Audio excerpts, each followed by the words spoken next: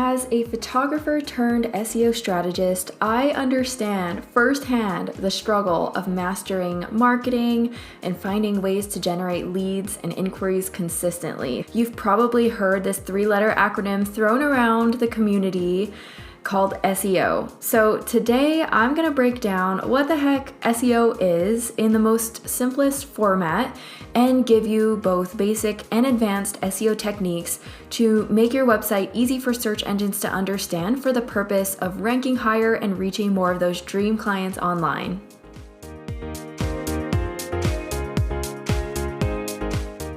Welcome to Coffee and SEO, where we sit down for a coffee hour together and simplify SEO, making it super approachable for your business. I'm Taylor, your host and the founder of Aligned SEO. And at Aligned SEO, we specialize in helping photographers, creatives, and service providers get visible online and reach their dream clients through holistic SEO strategies. Whether you're looking to increase your Google rankings, attract more dream clients, or just make sense of SEO, I will be your SEO guide and bestie. So let's simplify SEO, align it with your goals, and get your website working just as hard as you do so you can get back to doing what you love.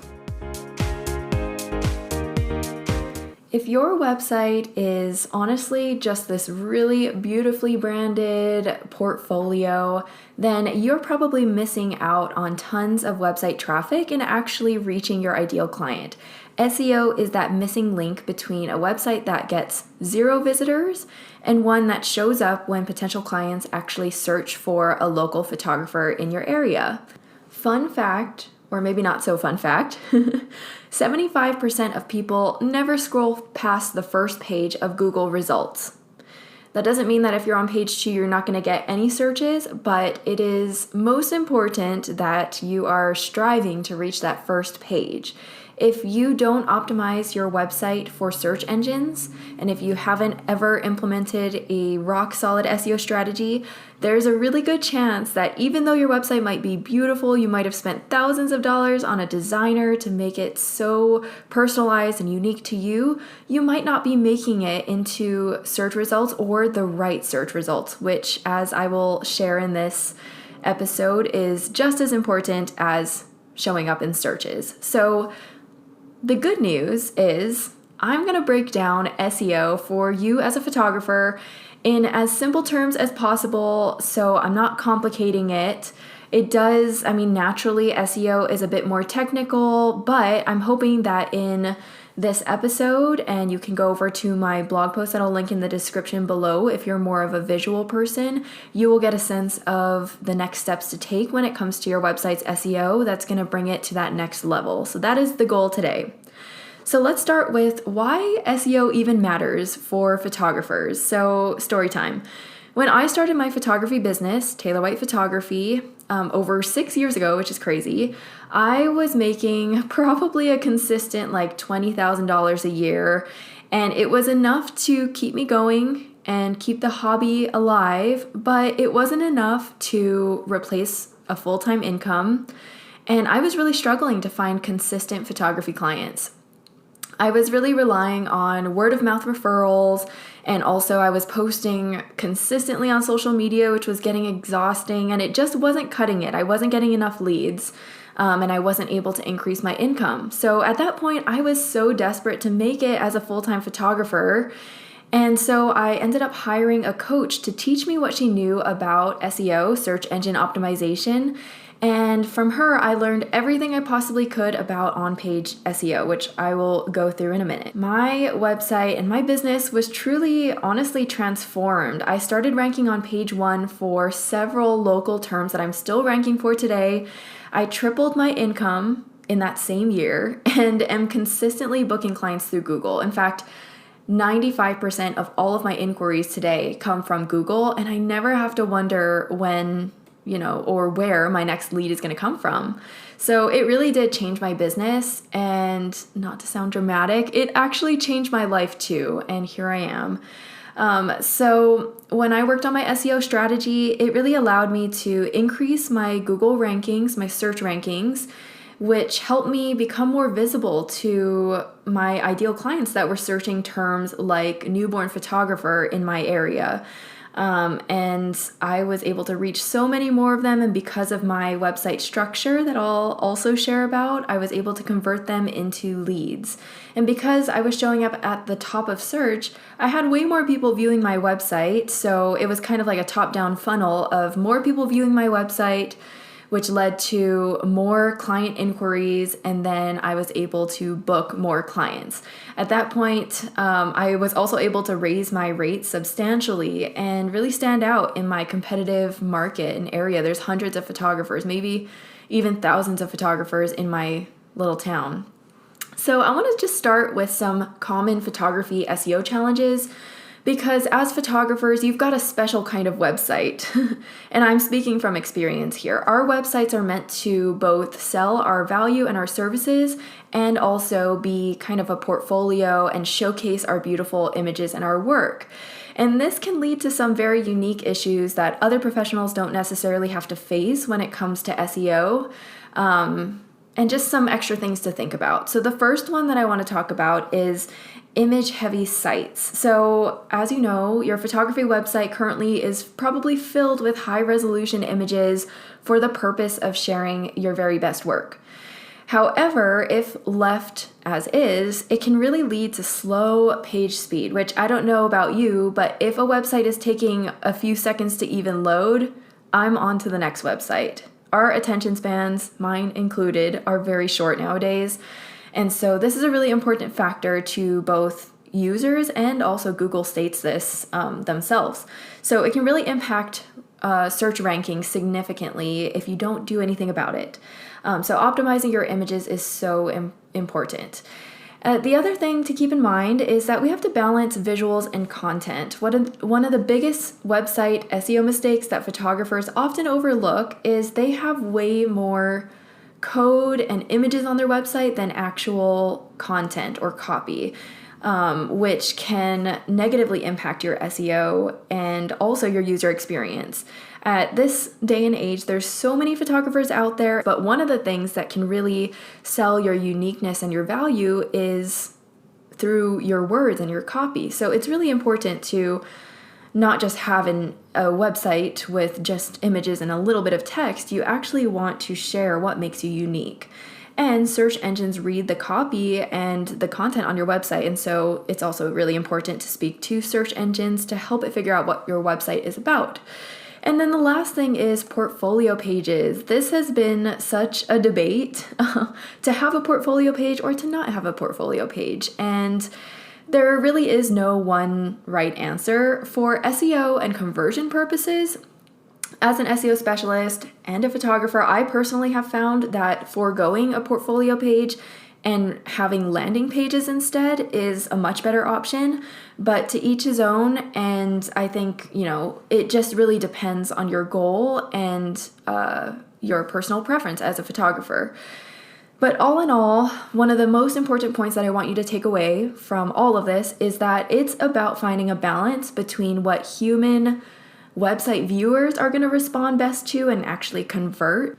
So now that we understand why SEO is so important and what makes it different for photographers, let's dive into the most important factors that you need to take into account. So the first thing is choosing the right website platform for SEO. So when you're choosing a website platform with SEO in mind, photographers especially need to think about both SEO-friendly tools that the platform offers, but also design flexibility, because each of us want a unique branded website, and then also ease of use, because as photographers, you're always showcasing your best and newest, most recent work.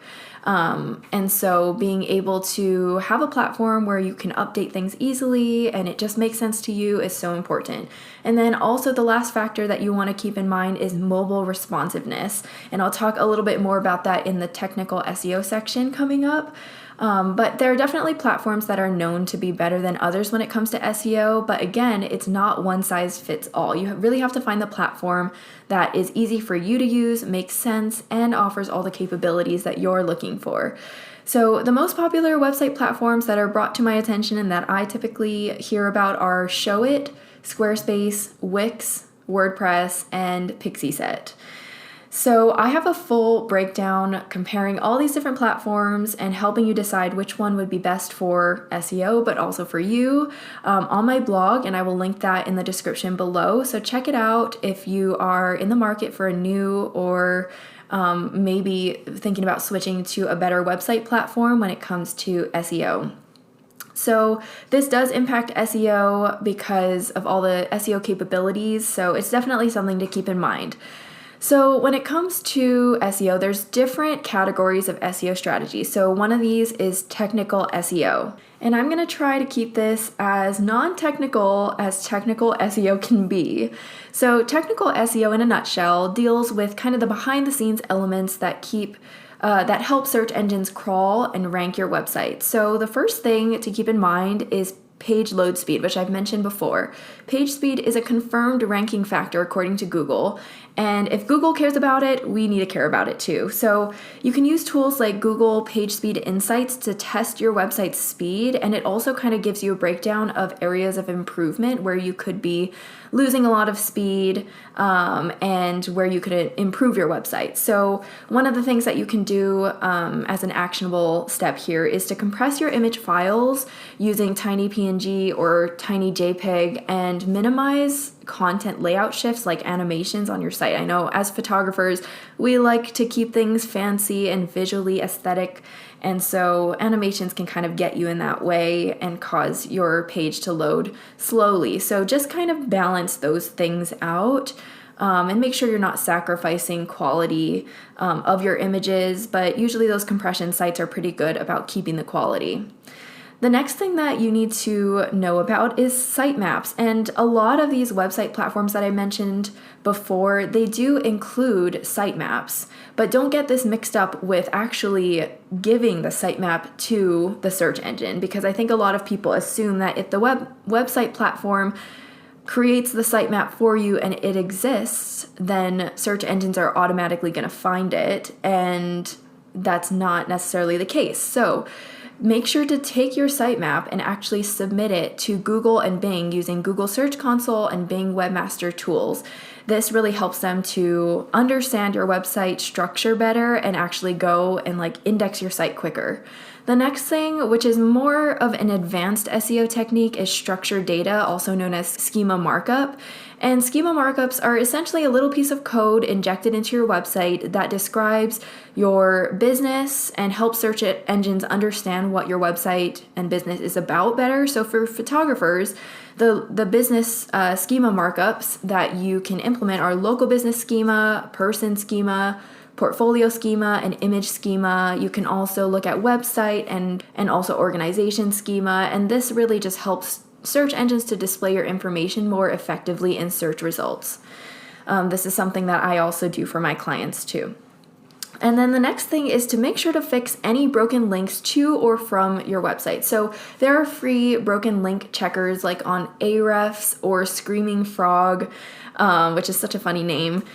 Because links are I equate them to be kind of like roads connecting different places to each other. Broken links can hurt your SEO by making it harder for search engines and people to even find your website. So make sure to run your website through those free tools and fix any broken links that might be out there or on your site, especially on your site. The next thing is to create a mobile-friendly website. So I've said this before, but Google literally says in their support documents, mobile-friendly sites show up higher in search results. I feel like that's enough said, but it's really important to ensure that your website is responsive on different screen sizes. At this point in time, we have so many different devices. We've got iPads, iPhones, we've got MacBooks, we have desktops, we have TVs. You want your website, if anyone pulls it up on any device, to be able to be displayed on different screen sizes. And a lot of these website platforms allow for mobile responsive designs, and some do it automatically. Some you have to design a full-on mobile site, but make sure that you're thinking about this as you design your site or make improvements. And then the last thing when it comes to technical SEO that I'm going to mention is internal linking. So links, again, they connect pages to each other and sites to each other. And so one of the ways to increase your website's overall Ranking is to be able to link different pages to each other. This passes on what's called link juice, which is kind of like authority between all the different pages. It can also indirectly impact SEO by improving your bounce rate. People are going to be able to click to different places on your website and aren't just going to click out. And it also just helps with user experience to help them find that next step on your website. So great internal linking is a really important technical SEO strategy. Okay, now that we got kind of the technical stuff out of the way, let's talk about keyword research. This is one of the things that I love talking about because it's something that a lot of people miss, but it's such an easy step and so important.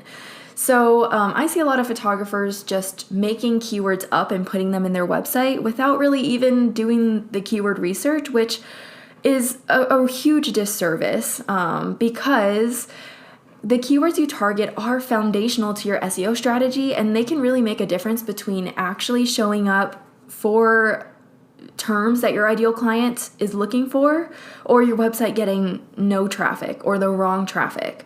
So here are 3 things that I look at when it comes to finding these, what I call golden keywords to target. So the first thing, actually there's 4 things. The first thing is searchable terms. So I notice that a lot of photographers will use even on Instagram, like specific industry buzzwords like moody photographer or lifestyle photographer, or even sometimes like fine art photographer. But these are words that your ideal client would likely not be searching up. These are terms that other photographers might be searching up. But if you're a local photographer, you want to use more of these location-specific keywords because those are the keywords that clients are looking for when they're searching for a photographer to book in your area. So those would be like your city wedding photographer, or city newborn photographer, or newborn photographer in city. So just think about the terms that your clients are actually going to be looking up and not what you would look up to find you, if that makes any sense. The next thing to keep in mind is search volume. So as you're doing keyword research, you're going to want to look at some different factors, including monthly search volume. So you want to make sure the terms that you're targeting on your website are actually being searched by potential clients. Each search term variation is its own keyword with different search volume.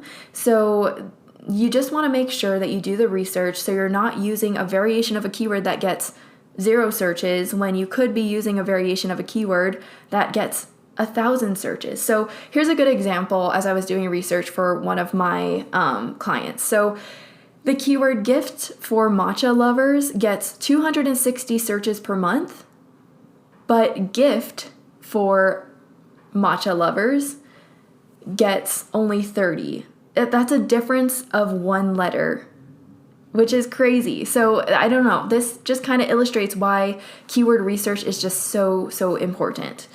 And then another factor that you need to take into account is difficulty or competition. So just like with search volume, each search term varies in competition and difficulty level, which means that although 2 keywords could have a similar monthly search volume, they could really differ in competition. So obviously you want to choose the keywords that are lower difficulty and lower competition because those are going to be easier to rank for. And you also want to balance that with lower difficulty and higher search volume to find those golden keywords. And then the last thing to keep in mind, which is kind of similar to search terms, is search intent. So as you are thinking about targeting terms, you want to make extra sure that it matches your ideal client's search intent. So you really have to think about who's searching for these terms. You don't want to show up for keywords that other photographers are looking up unless you serve only photographers. So make sure that your keywords are specific to your location in order to avoid attracting irrelevant traffic from areas that you don't even work in. So focus on the right keywords, and this is going to bring you those quality visitors that are actually going to help you reach your goal of getting more inquiries and more bookings rather than just useless traffic to your website. And then I just want to mention, because I get this question a lot, what are some keyword research tools that I would recommend? So I use a tool called SEMrush. However, it can be kind of expensive. And so another one that I really like using is called SEOmator. SEOmator. I think that's how you say it. And it's a free tool, and it still gives some really good information, and it's super easy to use. And then you can also use Google Keyword Planner to help with ideas. But Google Keyword Planner, even though it's a built-in tool that's super useful from Google, it doesn't always give you as much information on the specific competition or difficulty level. So use these tools wisely and take into account all those different factors that I mentioned. Okay, let's move on to on-page SEO. So on-page SEO is basically all the SEO strategies that are going to improve your website internally. So everything on your site, on your page. And so here are the most important on-page elements that photographers need to focus on. So first of all, you need to optimize your website structure. And this is not only good for SEO, but just conversions and business in general. And they really do go hand in hand. A good website structure that's user-friendly and gives a good user experience is really going to help your SEO. So keep your navigation really simple and clear. Clarity is key. And help visitors and search engines easily find and make sense of your content. So you really want to think about what's going to help people take the next step, what's going to be clear and give them the information that they need and keep them on your site. And then the next thing is to use keyword-rich titles and meta descriptions. So craft unique, clickable, keyword-optimized titles and meta descriptions for each page of your website, and make sure to target different primary keywords on each page. This is so important so that you're not trying to rank for the same keyword on every page of your website, because that really limits you and is also called keyword cannibalization.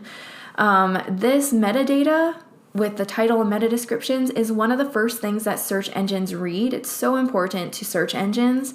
And so you really want to have the goal of explaining to search engines and people how to understand your website, what your website is all about. So that is really, really important. The next thing, which I kind of already talked about before, is optimizing your images. And my strategy includes compression, accessibility, and file names. So because photographers typically use a lot of images on their websites, it's really important to compress them using those tools that I mentioned before. That I'll link in the description below. And then it's also important to add descriptive alt text, which search engines rely on to understand images. And also for accessibility in general, like we definitely need to care about this. So use keywords in your alt text naturally. Don't sacrifice that natural readability, but make sure that it describes your image accurately. And then the other thing to think about when it comes to on-page SEO is content optimization. So like I mentioned before, the content on your site or the website copy should be informative and relevant. This is key for SEO because Google's goal is to show the most authoritative, helpful, and relevant content to its users when they search something in that search bar. So you want to integrate your target keywords throughout your content. Make sure not to overstuff your content with keywords. That's a huge no-no. And really just focus on readability and relevance. Okay, so next we're going to talk about blogging, which is also another really big topic. And I see a lot of good and bad advice about blogging online. And everybody has a different perspective on it. So I'm going to share mine. So I believe that blogging can be a really powerful SEO tool for photographers to grow online, attract more clients, and establish yourself as an expert in your niche. However, I do see a lot of bad advice out there to just blog consistently, just talk about your sessions, like just get the blogs up consistently and you'll start ranking on Google. And that is absolutely not the case. When you just share a blog post that is not optimized for any search terms, it's just, a bunch of images on a page just to meet that weekly or monthly quota, you might actually be bogging your website down with irrelevant pages that are going to slow your website down and maybe not help you reach your goal of being on Google search results. So instead, you should have a strategic way of blogging, and I'm going to share a little bit more about that in a minute. And that's really going to save you from wasting so much time just trying to meet that weekly quota, thinking that you're helping your SEO. So the first thing is you should be blogging to reach more people through relevant keywords. So Using your blog to target more long-tail relevant keywords that maybe have lower search volume and low competition is going to help you reach more potential clients that are searching for these other keywords. It can really increase your website traffic and boost your SEO by creating content that addresses common questions that your clients might have, or talk about interests that they might have, and you can really just be creative with your content. This is the time to reach, other adjacent topics to your photography business. And as you rank for more of these relevant keywords, you can then reach a broader audience and establish your authority. So as an example, I wrote a blog post about a local park in my area, and it has been able to reach so many ideal family clients in the area just because I wrote about this local park that's super popular. So you can just really be creative with it when it comes to your blog. Another example was a blog post written for a newborn photography website that is now ranking 3 in things to do in that city. So it can just expand your reach and really establish your authority, which brings me to my next point: establishing topical and domain authority. Consistently publishing high quality, relevant content on topics that are related to photography can really help build your authority in your industry and also as a domain.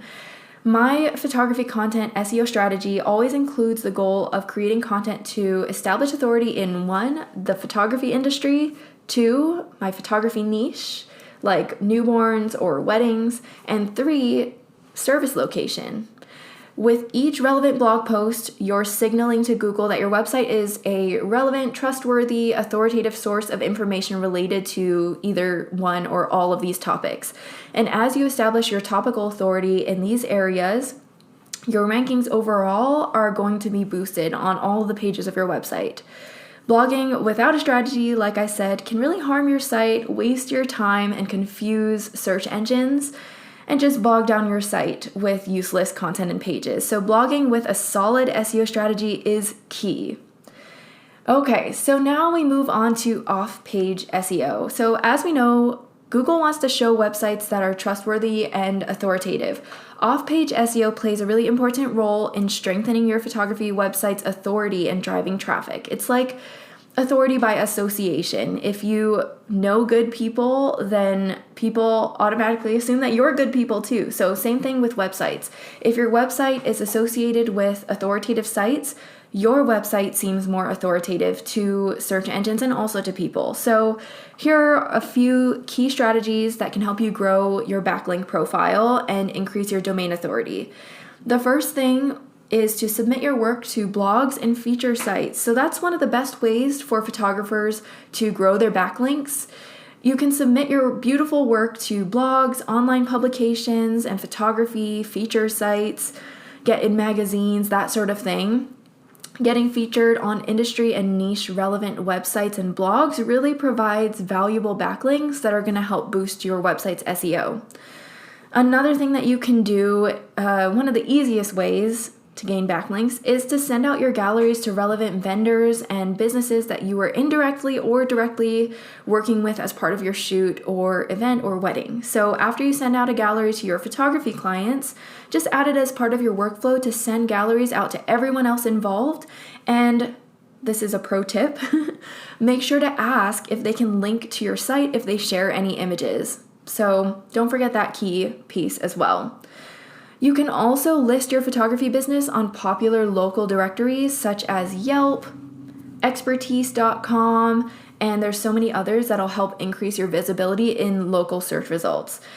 If you keep up to date with your contact information, your location, client reviews, and photos, it really improves your chances of ranking in your area, especially when you combine that with location-based keywords on your website.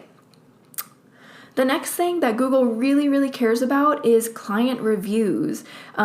This kind of relates back to one of Google's top ranking factors, which is EAT, expertise, authoritativeness, and trustworthiness. And client reviews are good for both search engines and humans to understand that you have credibility and you're trustworthy. So gather reviews on Google, Business Profile, Yelp, Wedding Wire, all the places, Facebook.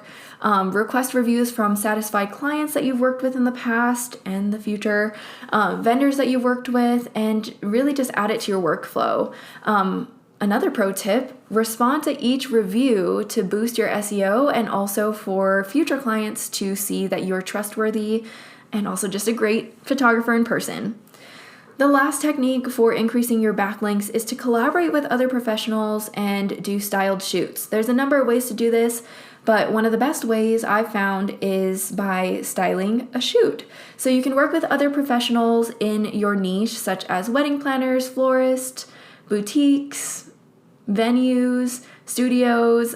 They can be great opportunities for gaining backlinks through collaborations. Styled shoots are a really amazing way to connect with other vendors and also just share backlinks among the group when everybody shares it on their blogs. And you can also submit them to different blogs or publication sites. So these backlinks to your website are all really going to help improve your domain authority as long as they come from authoritative and high quality sites, not spammy sites. I also just want to let you know that I have a free guide out on the 10 most common SEO mistakes and how to fix them. So make sure to click the link in my description to download that free guide.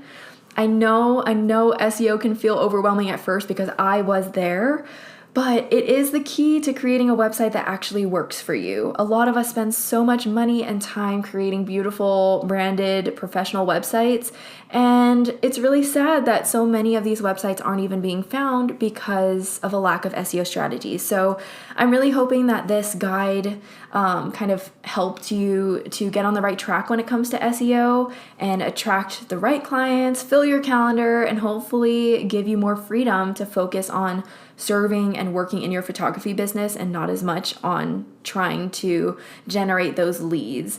I know firsthand the power of SEO, and I have made it my mission to help other photographers with their SEO in a done-for-you way so that they can experience the same freedom from social media and also get consistent photography leads. So if you want to grow your photography business with SEO, but you don't know where to start or don't have time to do it, I would love to help you. As a photographer and an SEO strategist, I specialize in SEO strategies that get photographers seen by their ideal clients on Google. So let's make sure that clients can find you online. I just want to invite you to schedule a free consultation with me, Taylor. I will link it below. And I would love to chat with you about your website's SEO and get it up on Google. It was fun going through all these different things. I hope it was really helpful to you. I've got some amazing content coming up, some great podcast guests that are going to join me. And I hope you enjoyed this episode. I will see you in the next episode.